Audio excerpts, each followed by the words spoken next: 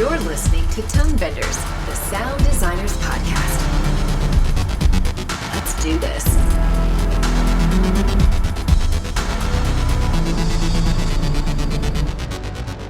Hello, welcome to Tonebenders. My name is Tim, and I will be your host for today.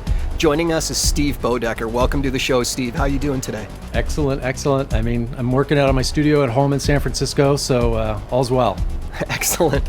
Steve is a celebrated sound effects editor, re-recording mixer, and sound supervisor with 3 Oscar nominations under his belt for 2 really different films. He was nominated for both mixing and editing for the international humongous movie blockbuster Black Panther, and also for the much smaller Robert Redford film All Is Lost, which had almost zero dialogue and is a sound design masterclass in how to build tension.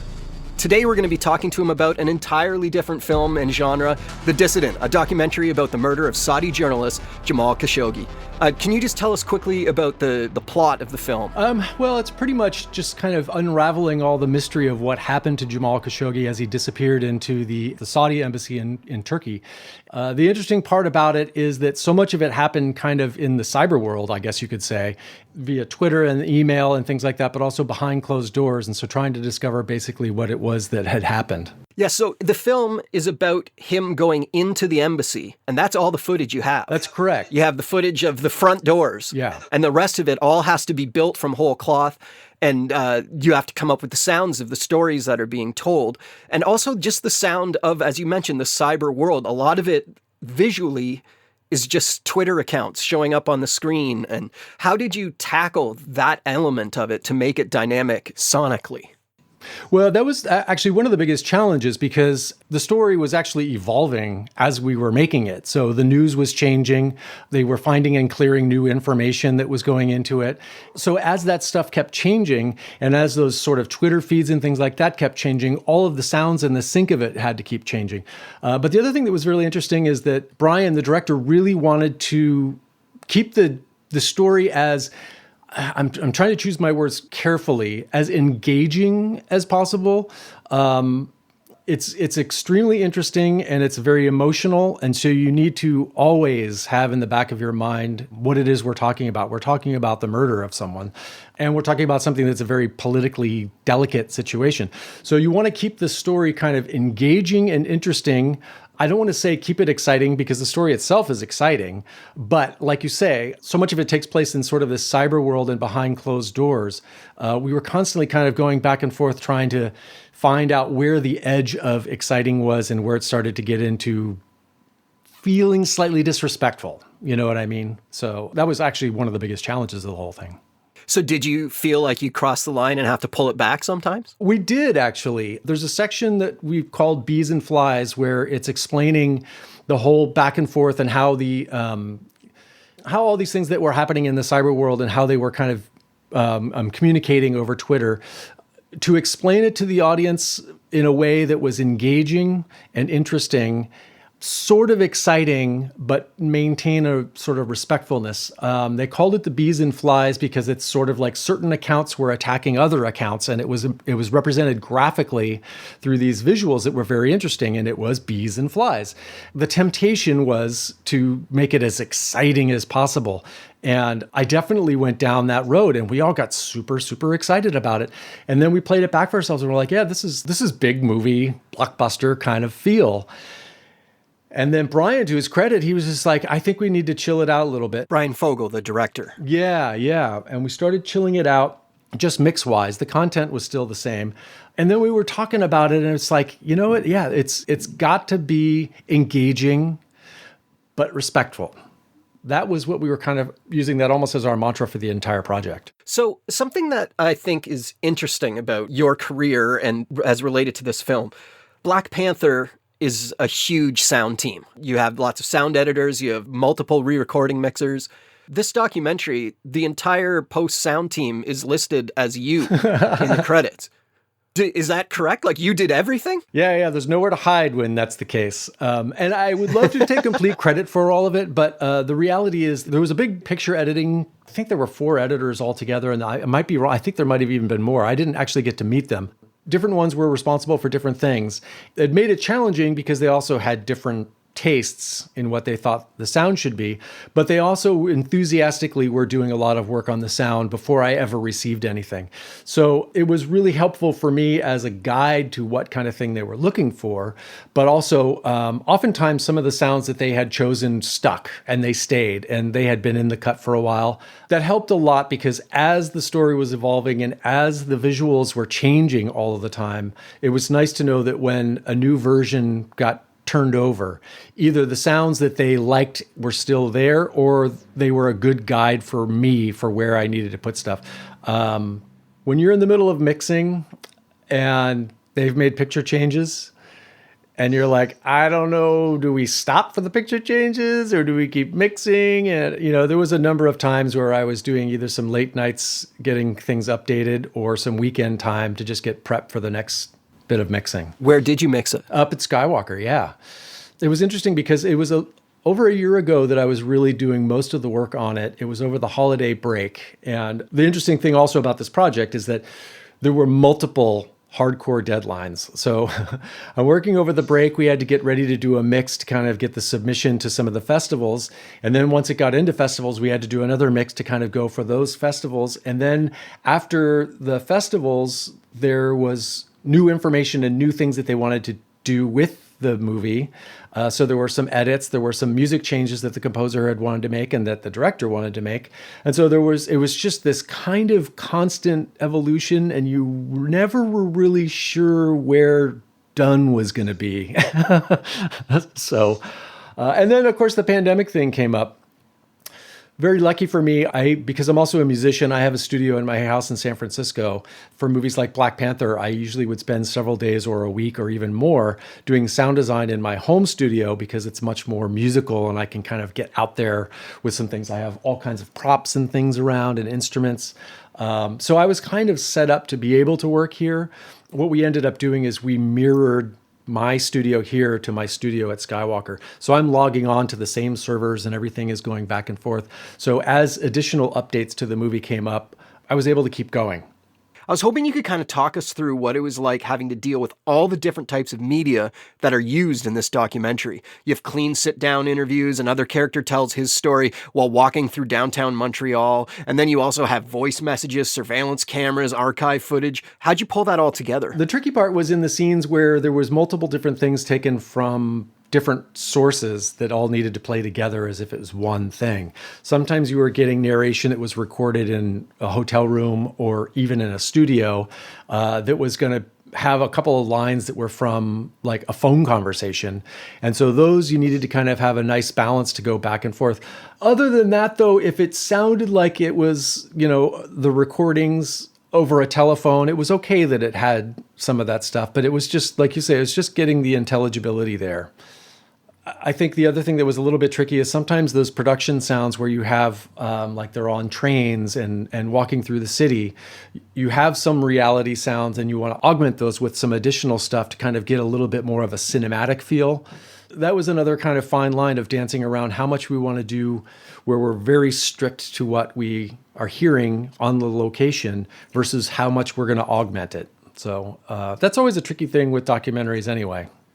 I mentioned in your intro the blockbusters you've worked on, but this is not your first documentary. In fact, it's not even your first documentary with this director, Brian Fogel. You two collaborated on the sound of his last film, Icarus, which won the Oscar for Best Documentary in 2018. Can you kind of talk about your relationship with Brian and how things changed from the last film to this one? The last one, Icarus, I got asked to kind of come on. They were already kind of into the sound process and my schedule had opened up and they asked if I could do some time on it. And Brian and I really kind of got along and definitely had a good rapport as far as stylistically the kinds of things that we both liked.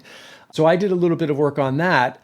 And obviously that did really well for him. And that was a very interesting film because that's one where you can just watch where the documentary sort of takes control of itself. If any of you have had a chance to check out the film, but it's a very, very interesting to step back and think about like, how did we end up here? Because it starts off about a guy who's like a retiring pro cyclist and kind of exploring the world of steroids. And all of a sudden, who knows where we end up. So when I had heard that he was going to be doing a story on the murder of Jamal Khashoggi, it's a story that I had been following in the news I found it very interesting. It also was very much a motivation for me to switch to an electric car and to get solar, because I was starting to feel like our government, the American government, was kind of tiptoeing around the idea of the Saudis and oil. And I just figured that I would be best to sort of do my part and kind of get as far out of that as I possibly could. But anyway, when I heard that Brian was going to be doing a documentary about this, I got very intrigued and very excited. And it's another one where the story sort of took you where it wanted to go. However, unlike Icarus, it sort of was pretty well established before you started. Something that the film does, and I'm assuming, well, I know this choice was made long before it got to you. They know what happened inside the embassy because there are audio recordings. But the documentary doesn't ever play any of the audio recordings. The way we learn about it is people who have heard the audio recordings tell us what they heard. Did you ever hear the audio recordings? No, I did not. I, just like anyone else, was always wondering if that was going to be something that I was going to get to hear. And I don't know what the state of that was.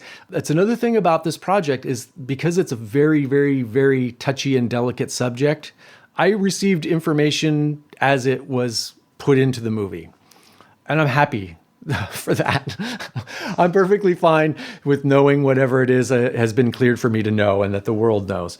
I suspect, I wish I could remember the woman's name who... The UN investigator, Agnes Calamar. She did such a great job conveying that information.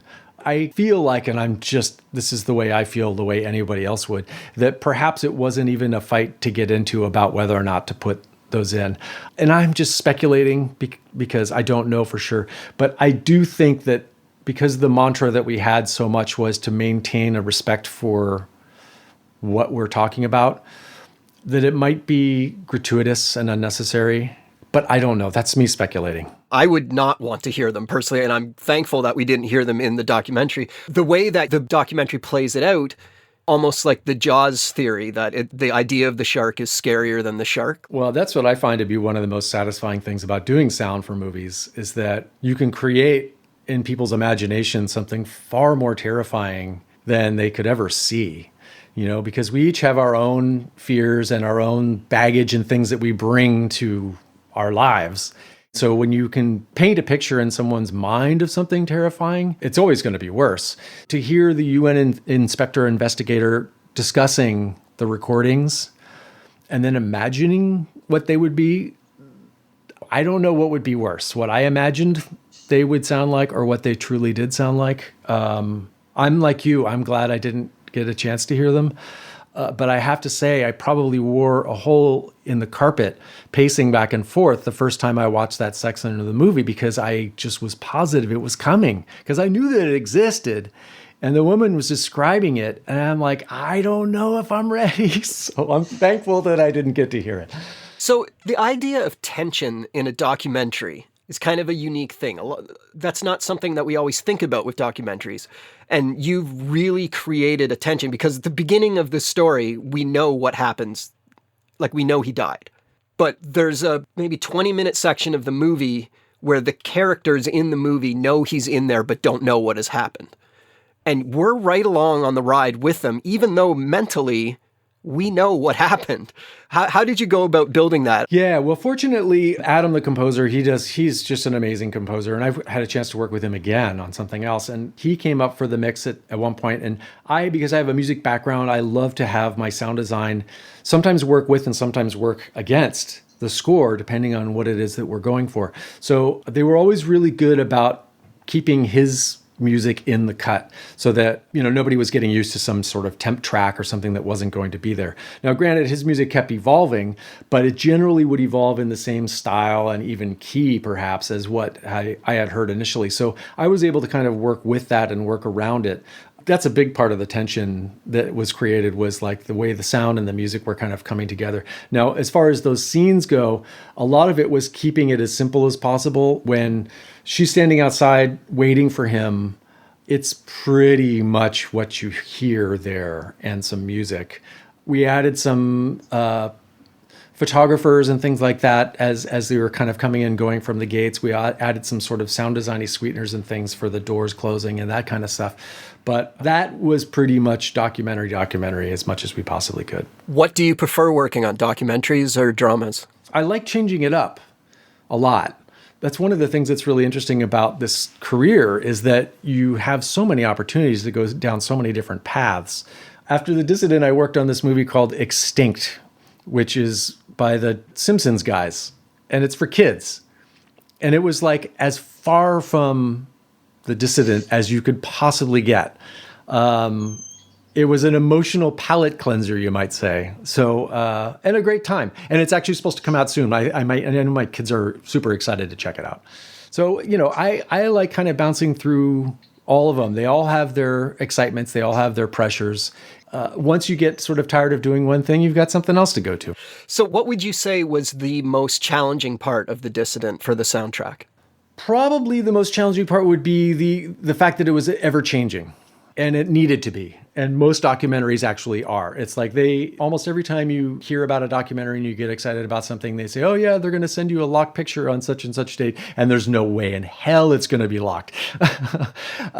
Because they're constantly changing and they're constantly evolving. And unlike a regular narrative film where you go out and you shoot what you have to shoot with the actors and then they all go on to their next project and then you cut it together and you make your movie.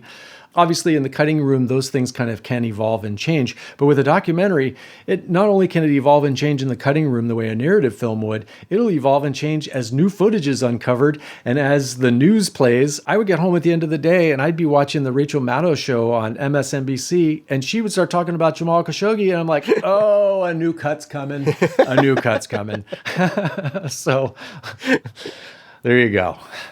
Before we wrap up, I just want to walk down memory lane with you for 1 second. When you were first reached out to about All Is Lost, and you were told the idea of the film, what were your thoughts about the role sound was going to play? Were you crapping your pants, or were you super excited?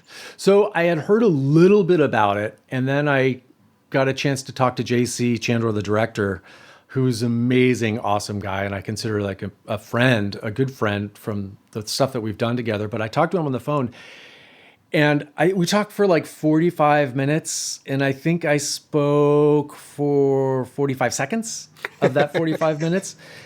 His enthusiasm for what he was in the process of making was so great, and it was so infectious.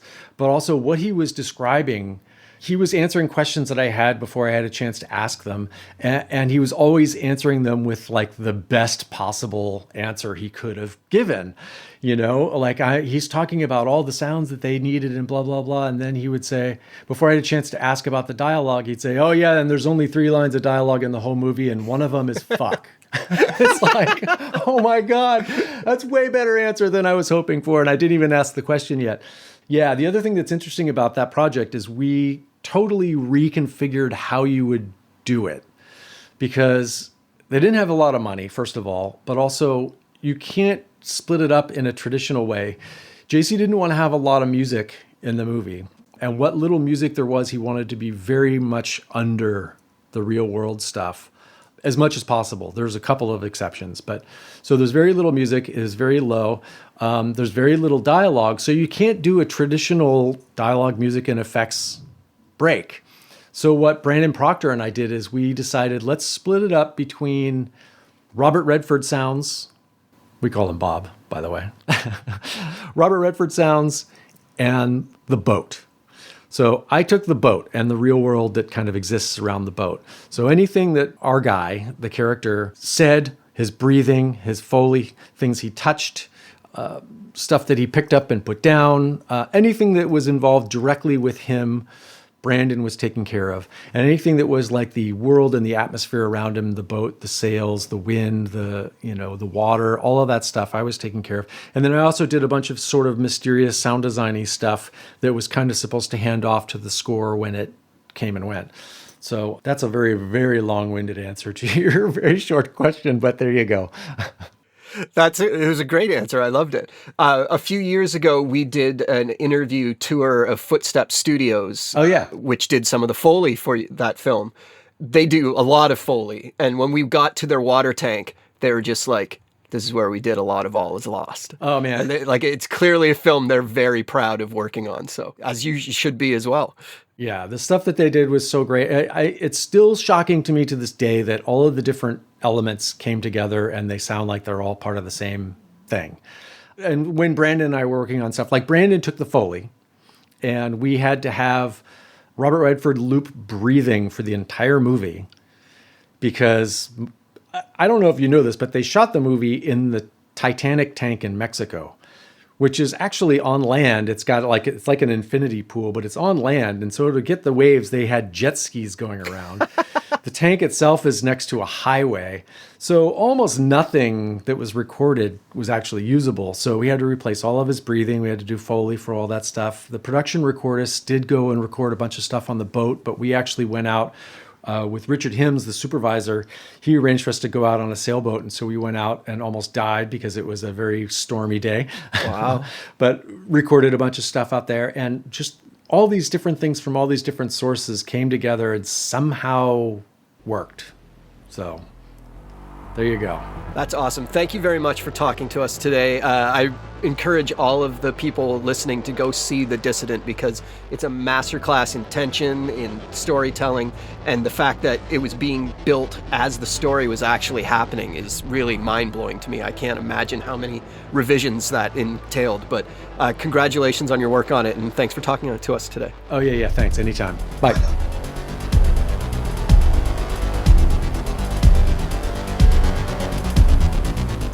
Thanks so much to Steve for telling us about The Dissident.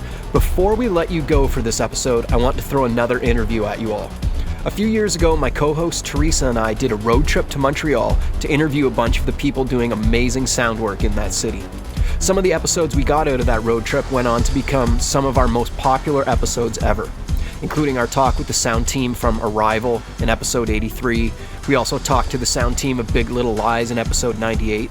But for some reason, another really great interview we did on that trip got all ready for release and then fell through the cracks.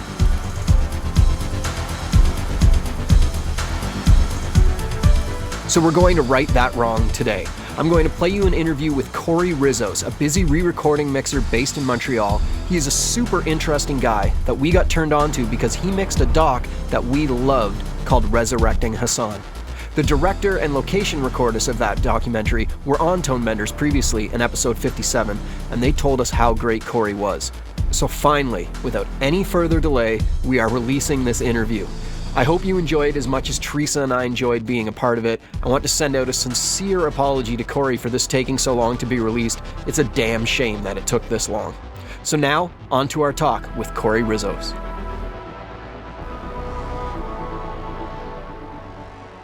So are you from Montreal? I am originally from Montreal, Right. yeah. Did you go to school for film or anything like that? I never studied film at all. Like I was in university I studied literature and psychology, and I took a couple of communications courses, and I just never really locked into doing the whole film studies thing, and but I was always an audio geek. Because my dad was an audiophile. He had high-end audio systems when I was growing up, and I used to play with tapes and played music with various bands and stuff like that.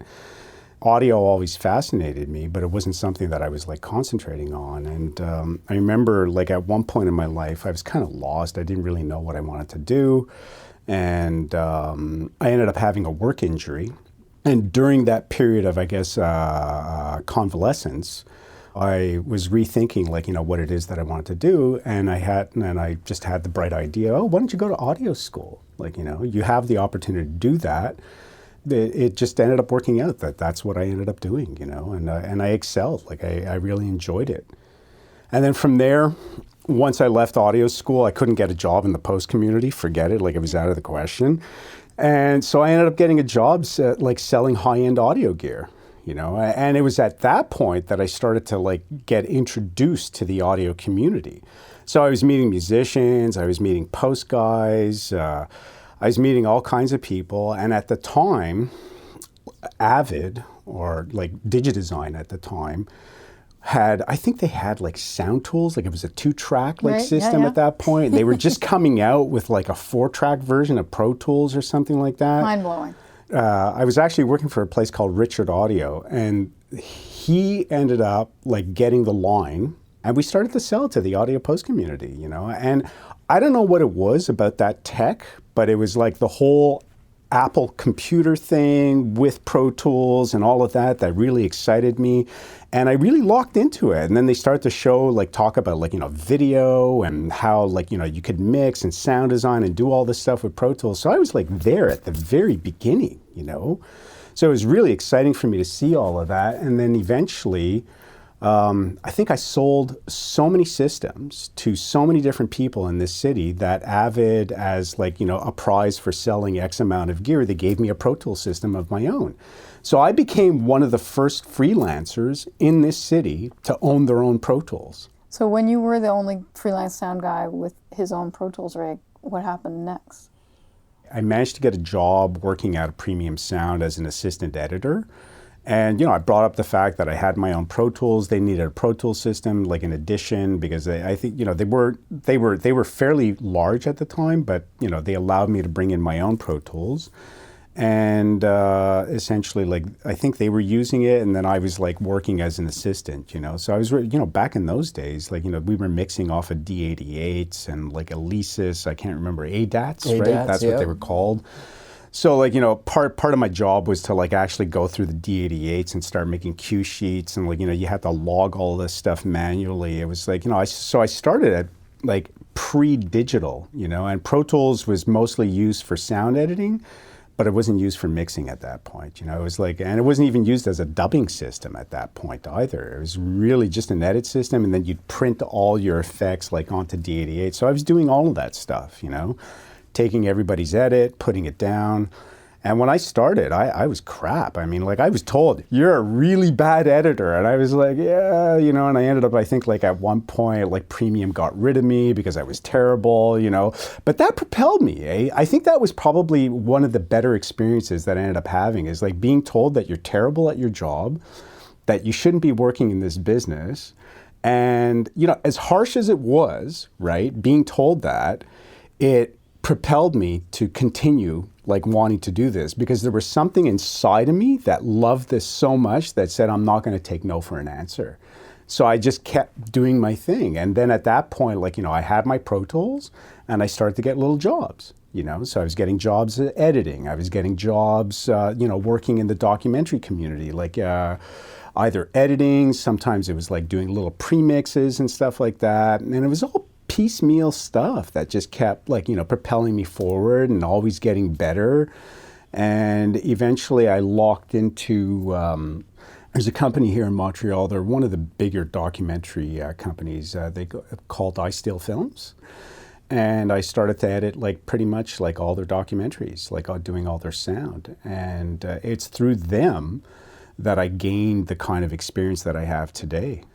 So that's pretty much how it started. And then once film sort of like dissipated, like at that point, like, you know, I'm pretty much mixing like all their stuff, you know. And if I need a bigger facility, I go into a bigger facility, or, you know, I'll just mix here. So that's the thing about the kind of setup you have, which I think is more and more common. There's a lot of, I know a lot of mixers in Toronto who are working that way, working at home, and they're bringing their mixes somewhere else when they need to have a bigger space or more facilities or something like that. Do you feel like that you get a different working relationship because you are not working out of a larger facility with the restrictions of the facility? You know what I do? I find that my relationships with the people that, you know, my clients, my directors, production companies, is much more intimate. You know, it's a much closer relationship. You know, for example, like when I was working with Carlo, like, I mean, you know, Carlo was like sitting right next to me for the majority of, like, you know, the whole pre-mix and mix stage. You know? That's Carlo Guillermo Proto, who is on a previous episode of Tonebenders. So. That's right, yeah. And he, you know, it's, for me, like when I'm doing my final mixing process, like I ultimately want that. Like, I want to be with the director. I want the director to be implicated in the decisions, and that we're collaborating together, you know, from that point of view. Because, you know, I mean, when you're on your own and you're working on your own, you can get sidetracked very easily. You can just go in a direction that isn't necessarily, like, you know, in alignment with where the director really wants to go. And it doesn't mean that my decisions are wrong. It just means that what I'm choosing isn't necessarily where it's supposed to go, you know?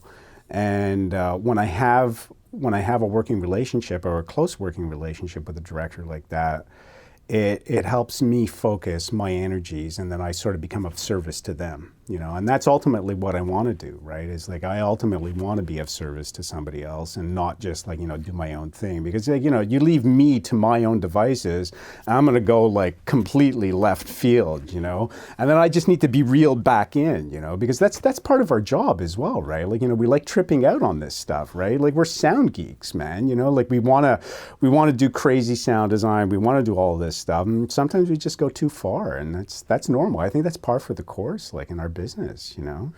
And for the most part, I was just going to say, like, you know, we were talking about like, do I have any schooling in film? I don't. Everything that I've learned is like through the filmmakers that I work with, and I think that's why I like working with directors and like with me closely, is because it gives me an opportunity to get inside their heads, right? And it teaches me, right? So I'm always learning, man. Always, always, always learning. And that's the beauty of being able to work with filmmakers. So when Carlo was on our podcast, he talked about what it was like working with you, because the way he wanted to work was not your standard hand it off. And if you want to talk a bit about that. Yeah, Resurrecting Hassan was, I don't know if it was unconventional. It was unconventional from the point of view that, you know, having a director actually do some of the sound design.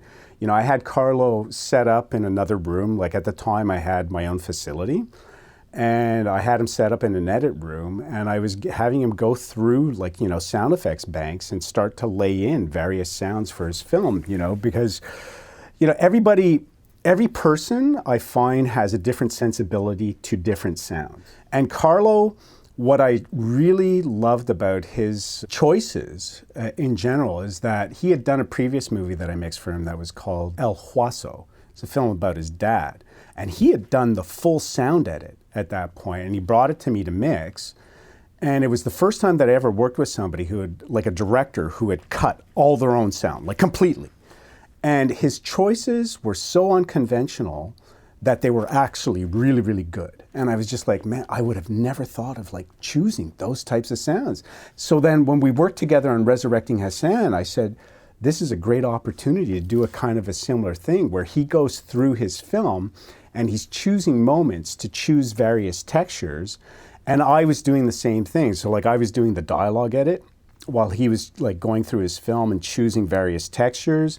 And then once I finished the dialogue edit and the premix on that, I ended up like going through the film and like choosing more ambiences, and then it became this process of like bringing in his material, my material, bringing everything all together, and then like, you know, blending it all together and making choices at that point. Yeah, so do you want to tell us about your dialogue chain, how you go about? Yeah, it varies. Like, it's never, like, I can't really say that I have a standard chain, but like, you know, I guess one of the chains that I do use is like, you know, I'll have a seeder that I put in on a dialogue track. And now in my case, I know some guys, you know, they'll just have like one seeder on a dialogue bus and then everything passes through that. I don't do that. I keep seeders on individual channels. It really doesn't take up a hell of a lot of CPU at this point. It's like, it's nothing, basically. So I just have all my seeders like right across all my tracks. If I have 12 tracks of dialogue, I have 12 seeders. If it's 24 tracks, I have 24. I use compressors. I tend, like now, like I enjoy using, the Avid channel strip. So I use that a lot. So that becomes like a standard compressor for me. And recently I started to get into using the McDSP SA2 plugin, which I think is like, it's an amazing plugin. And I find that it takes a level of harshness out of like production dialogue that's recorded like for documentary, and it smooths it out, man. Well, Cory Rizos, thank you very much for sitting down with us. I think this is really great. I really love your room. I'm amazed at how big it is in here for a home-based studio. I've never seen a room that's this big, and it sounds great in here. So thanks for inviting us in, and we'll talk to you soon. Thank you so much. So grateful to meet you guys. Thanks so much to Cory for giving that interview. I got to have dinner with Cory, and we had possibly the best pizza I've ever had in my life, so he will always be close to my heart for that memory. I want to send a big thanks out to Isiel Huard, who volunteered to help edit and mix this episode. He is a sound designer currently living in Edmonton, Canada. He's a Foley mixer at Little Hook Sound and a sound designer at the indie game studio Caldera Interactive. You can track him down at his website, isaelhuard.com. Thanks so much for helping us out with this. Okay, everybody, talk to you all soon. Tonebenders is produced by Timothy Muirhead, Renee Coronado, and Teresa Morrow. Theme music is by Mark Strait. Send your emails to info@tonebenderspodcast.com. Follow us on Twitter via @thetonebenders and join Tonebenders Podcast on Facebook. Support this podcast. You can use our links when you shop with Amazon or B&H, or leave us a tip. Just go to tonebenderspodcast.com and click the support button. Thanks for listening. If you are interested in more pro audio related content, stay tuned to hear what other members of the Audio Podcast Alliance are releasing. To learn more and find links to other shows similar to Tonebenders, go to audiopodcast.org. Hi, this is Michael Helms, host of the Location Sound Podcast. My recent guest is production sound mixer Jimmy Seiska, based out of Los Angeles, California. We talk about recording sound on the Bravo series Below Deck Mediterranean and the Amazon series The Pack, hosted by Lindsey Vaughn. Check out the latest episode. I'm Dallas Taylor, and I'm the host of 20,000 Hertz, which is a podcast all about sound. We revealed the untold stories behind the Netflix audio logo, the Price is Right theme song, Star Wars, and tons more. Here's a clip from one of my favorite episodes, the Wilhelm Scream. Wilhelm has become this sort of go-to sound effect that represents a lot more than just the one sound. It's fascinating how many of these sounds are actually reused over and over and over. If you think you've never heard the Wilhelm Scream, you're almost certainly wrong. It's in Star Wars, Toy Story, Lord of the Rings, Beauty and the Beast, Cars, and hundreds of other films. The actor who recorded this scream was actually kind of famous. So we're like 99% sure it's To hear the rest, subscribe to 20,000 Hertz. Once you